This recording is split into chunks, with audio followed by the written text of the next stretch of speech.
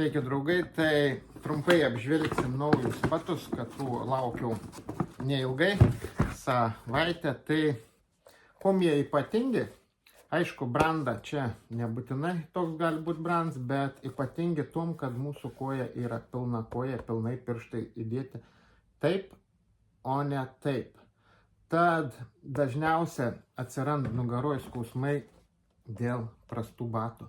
Žiūrėkit, ką nešiojat, nes mūsų kedai, mūsų pirštus suspaudžia kojų taip.